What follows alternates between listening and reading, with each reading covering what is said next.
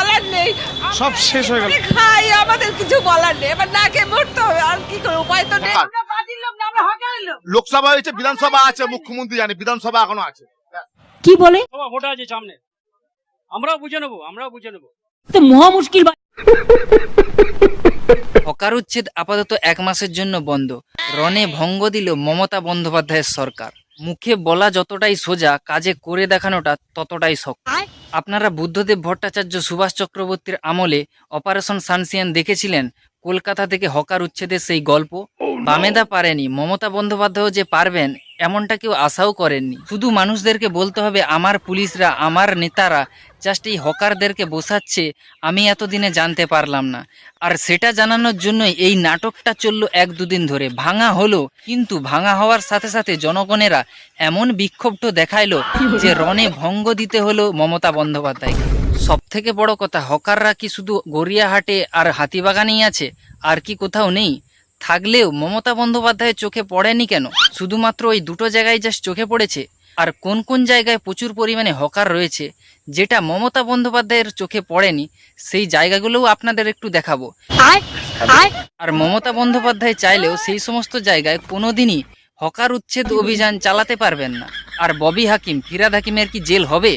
মমতা বন্দ্যোপাধ্যায় তো বলছেন যারা হকারদেরকে বসিয়েছে তাদেরকে নাকি তিনি ছাড়বেন না, আর অন্যদিকে হকাররা বলছে ফিরহাদ হাকিম তাদেরকে বসিয়েছে। শেষ পর্যন্ত কি হলো সমস্ত ঘটনাটা আজকের এই প্রতিবেদনের মধ্যে দেখাবো। এছাড়াও আজকের এই প্রতিবেদনের মধ্যে জাস্ট এই হকার উচ্ছেদ নিয়ে শুভেন্দু অধিকারী কি বলছেন সেটাও আপনাদেরকে দেখাবো। তো আজকের এই গুরুত্বপূর্ণ প্রতিবেদনটা লাস্ট অব্দি জাস্ট দেখতে থাকুন। আমি নয়ন, আপনারা দেখছেন নয়ন ভাইয়ের ছোট্ট ইউটিউব চ্যানেল। হকার উচ্ছেদ, তাও আবার কলকাতায়। ভাঙাভুঙি শুরু না হতেই মানুষের হুঙ্কার শুরু হয়ে গেল। আসলে টাকা দিয়ে যারা বসেছে তাদেরকে উঠিয়ে দেওয়া কি এতই সোজা? সেই জন্যই রণে ভঙ্গ দিতে হলো মমতা বন্দ্যোপাধ্যায়ের সরকার এবং পুলিশ প্রশাসনকে। জনগণেরা এই বিষয় নিয়ে কি বলছে চট করে একবার আপনারা দেখে নিন। হকার, আমরা পার্টির লোক না, আমরা হকারের লোক। লোকসভা হয়েছে, বিধানসভা আছে, মুখ্যমন্ত্রী জানি, বিধানসভা এখনো আছে। বিধানসভা ভোট আছে সামনে, আমরাও বুঝে নেবো। বিধানসভা তো লেট হেলা সামনা, মানুষজনেরা চড়লে যে কি হয় সেটা মমতা বন্দ্যোপাধ্যায় এখন দেখতে পাবে। মমতা বন্দ্যোপাধ্যায়ের উদ্দেশ্যে এই হকাররা বলছেন লোকসভা ভোট তো চলে গেছে, এবার বিধানসভা ভোট রয়েছে, আমরাও দেখে নেব। তো আদেও কি এটা সম্ভব হবে? ওই দেখে নেবই স্যার, ওই বলেই খতম, বাস। আর কিছু করতে পারবে বলে এই সাধারণ মানুষ বা এই হকাররা আমার তো মনে হয় না। কারণ মমতা বন্দ্যোপাধ্যায়ের সরকার আবারও লক্ষ্মী ভাণ্ডার 1000-1200 টাকা যখনই 2000-2500 করে দেবে, বাস টপাটপ ভোট পড়ে যাবে, আর কোনো চিন্তা করতে হবে না। তো আরও মানুষজনেরা কি বলছে আপনারা একটু দেখুন।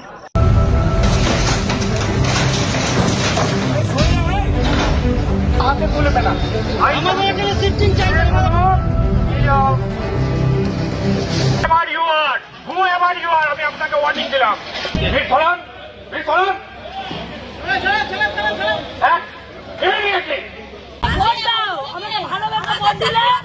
তোমার ঘরে বাসন মেজে দেবো, তোমার কাপড় কেচে দেবো। আজকে দিদি পাত্তা নেই, এই দিদি সরিয়ে দিচ্ছে।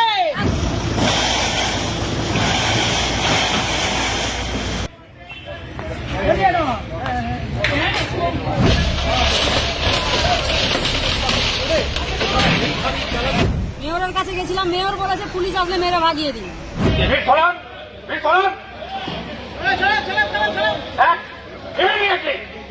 পুলিশরা কোনো নোটিশ নেই, কিছু নেই, খালি ঘর খালি করো। ছোট ছোট বাচ্চা নিয়ে আমরা কোথায় যাবো? আমি 3rd ইয়ার, আমার আজকে এক্সামও আছে, আমি এক্সামও যাইনি।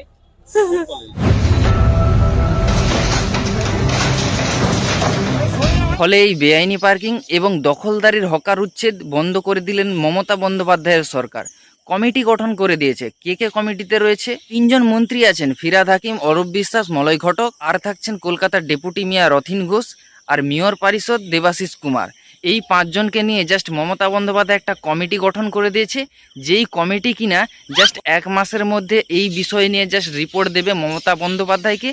তারপরে মমতা বন্দ্যোপাধ্যায় কি করা যায় সেইভাবে অ্যাকশন নেবে। আচ্ছা, মমতা বন্দ্যোপাধ্যায়ের সরকার এই যে হকার উচ্ছেদ অভিযানটা চালালো, তো শুধু কি গড়িয়াঘাটে আর হাতিবাগানেই হকাররা রয়েছে, আর কি কোথাও হকার নেই? দেখুন তো, যেই সমস্ত জায়গার নামগুলো আমি বলছি সেই সমস্ত জায়গায় হকার রয়েছে কিনা। আশা করি সেই সমস্ত জায়গায় কোনো হকার নেই। সেই সমস্ত জায়গায় জাস্ট ফুটপাথ দিয়ে মানুষজনেরা খুব সহজেই হেঁটে যেতে পারে। খিদিরপুর, টিকিয়াপাড়া, সালকিয়া, ফুলবাগান, হাওড়া, চাঁদনি চক, বড়বাজার, কতগুলো জায়গার নাম বললাম। এই সমস্ত জায়গায় আশা করি কোনো হকার নেই। যদি হকার থাকতো তাহলে মমতা বন্দ্যোপাধ্যায়ের মুখে জাস্ট এই সমস্ত জায়গার নামগুলো কিন্তু উঠে আসতো। কিন্তু মমতা বন্দ্যোপাধ্যায় কোন কোন জায়গার নাম নিলেন আপনারা একবার দেখে নিন। হাতিবাগানটা কখনো তাকিয়ে দেখেছেন কি অবস্থা? গড়িয়াহাটে আপনারা স্টল দিয়েছেন, ভালো কথা, কিন্তু স্টলের পেছনটা আবার কিন্তু তিপ্পল লাগিয়েছে কালো লাল। সেই জন্য এমন কিছু সিস্টেম করতে হবে যাতে ওটা দেখতে ভালো লাগে। আমি পরশুদিন আসছিলাম ওয়েবেলের কাজ দিয়ে, দেখলাম কত দোকান বসে গেছে, সব আউটসাইডার, কিনে খাচ্ছে, বাড়ির সামনে পাচ্ছে, এটা ভালো, কিন্তু দেখতে কি ভালো লাগছে? ডার্টি করে রেখে দিয়েছে জায়গাটা। ছোটখাটো দোকানদানি কিছু ঝুপড়ি ভাঙার সাথে সাথেই মানুষের বিক্ষোভ শুরু হয়ে গেল। মানুষজনেরা বলছেন, যেমন মাঝেরহাটের মানুষজনেরা বলছেন, যারা উচ্ছেদ করতে গিয়েছিল তাদেরকে বলছে আমাদেরকে তো ববি হাকিম, ফিরাদ হাকিম বসিয়েছে, তো তাদেরকে গিয়ে বলুন, তাদেরকে গিয়ে ধরুন। কারণ মমতা বন্দ্যোপাধ্যায় তো সাফ সাফভাবে জানিয়েই দিয়েছেন যে যারা হকারদেরকে বসিয়েছে তাদের শাস্তি হবে, তাদের জেল হবে। তাহলে কি মমতা বন্দ্যোপাধ্যায় সেই সরকারকেই, ফিরাদ হাকিম, ববি হাকিমকে কি জেলে পাঠাবে? আপনারা কি বলেন? তো মাঝেরহাটের মানুষজনেরা এবং সেখানকার হকাররা কি বলছে আপনারা একটু ছোট্ট করে দেখে নিন। মানে ব্রিজ ভাঙার পরে কি বললো পুলিশ? কে বসিয়েছে? বলছে ববি হাকিম বসিয়েছে। তো সে ববি হাকিমের কাছে যাক, তা আমাদের এখানে কেন? ভোটের জায়গায় ছিলাম না, জোর করে ভোটে ঢোকালো, ভোটের সাথে লবি করে সব তুলে দিচ্ছে। Whoever you are, আমি আপনাকে ওয়ার্নিং দিলাম। ব্রিজ ফলান, immediately। এই হচ্ছে বর্তমান সময়ের হকার উচ্ছেদের পরিস্থিতি। কলকাতা থেকে হকার উচ্ছেদ করা কি এতটাই সহজ? বুদ্ধদেব ভট্টাচার্য, সুভাষ চক্রবর্তীর আমলে অপারেশন সানশাইন তো আপনারা অনেকেই দেখেছিলেন। হকার উচ্ছেদ অভিযান চালানো হয়েছিল, সফল হয়নি। কলকাতা থেকে হকার উচ্ছেদ করে দেওয়াটা কি এতই সোজা? কারণ যারা রীতিমতো নেতা মন্ত্রীদেরকে জাস্ট তোলা দিয়ে যারা বসেছে তারা কি এত সহজেই উঠে যাবে? ফলে এই হকার উচ্ছেদ অভিযান কোনো দিনই সফল হবে না। কারণ ভেতরে ভেতরে শোনা যাচ্ছে যে পুলিশরা বা নেতারা যে মাসে মাসে যে তোলাটা নেয়, সেই তোলাটা জাস্ট কিন্তু একটুখানি বেড়ে যাবে। কি বলে? যদি 100 টাকা তোলা নিত মাসে মাসে, তাহলে 200 টাকা তোলা দিতে হবে। তাহলেই কিন্তু হকারগিরি করতে পারবে, মানে ওই রাস্তার ফুটপাতের ধারে দোকানদানি করে, ছোটোখাটো দোকানদানি করে ব্যবসা করতে পারবে। না হলে ওই যে মমতা বন্দ্যোপাধ্যায় বলেছে তুলে দেব, তো মহা মুশকিল। মানে বর্তমান অবস্থা এই রকম হয়েছে। এছাড়াও অনেক হকাররাই বলছেন যে মমতা বন্দ্যোপাধ্যায় নিজেই তো বলেছেন যে চপ মুড়ি বিক্রি করতে, ঘুগনি মুড়ি বিক্রি করতে, আরও অন্যান্য শিল্প করতে, ব্যবসা করতে, তো সেই সবে নাকি প্রচুর টাকা। তো মমতা বন্দ্যোপাধ্যায়ের কথা শুনেই নাকি জাস্ট সেই সমস্ত হকাররা এই সমস্ত ব্যবসা যা শুরু করেছেন। তো এখন তাদেরকে যদি বলে যে এই তোমাদের হকারগিরি চলবে না, তোমাদেরকে উঠে যেতে হবে, তারা কি উঠে যাবে? তো মমতা বন্দ্যোপাধ্যায় কি বলেছিলেন না বলেছিলেন আমরা একটু দেখে নেব। 1000টা টাকা নিন, একটা টুল আর একটা টেবিল নিয়ে বসলেন, দরকার হলে একটা ঝালমুড়ির কৌটোর মতো কৌটো করে নেবেন, একটু বাদাম দিয়ে দেবেন, একটু ছোলা দিয়ে দেবেন, দারুণ বিক্রি হবে, দারুণ বিক্রি হবে। মমতা বন্দ্যোপাধ্যায়ের কথা শুনে, তার আদেশ পেয়েই তো আমরা এই সমস্ত করা চালু করেছি। তো এখন যদি বলে উঠে যেতে, তো আমরা কেন উঠে যাব? তো সাধারণ মানুষ এবং হকাররা কি বলছেন আপনারা একটু ছোট্ট করে দেখে নিন। আমরা কোথায় যাবো? তাহলে দিদি আগে কেন বলেছিল যে তোমরা মুড়ি, ঝালমুড়ি বিক্রি করো, তোমরা চানাচুর বিক্রি করো, ঘুগনি মুড়ি বিক্রি করো? তার পারমিশনটা পেয়েই তো আমরা দোকানদারি করছি। তো মহা মুশকিল। লে ঠেলা সামলা। যেমন মমতা বন্দ্যোপাধ্যায় ফ্রিতে ব্যবসা কিভাবে করতে হয় তার একটা টিপস দিয়েছিলেন, সেই টিপসটাকেই কিন্তু ফলো করছে এই দেশের মানুষজনেরা। এই ব্যবসাটা করতে হলে এই সমস্ত ঘুগনি মুড়ি, চপ এই সমস্ত বানিয়ে তো আর ঘরে বসে থাকলে তো ব্যবসাটা হবে না। তাদেরকে তো রাস্তার ধারে বা ট্রেনে, বাসে এই সমস্ত জায়গায় তো ঘুরতে হবে, বা এক জায়গায় চেয়ার টেবিল তো নিয়ে বসতে হবে। সেটাই মানুষজনেরা করেছে।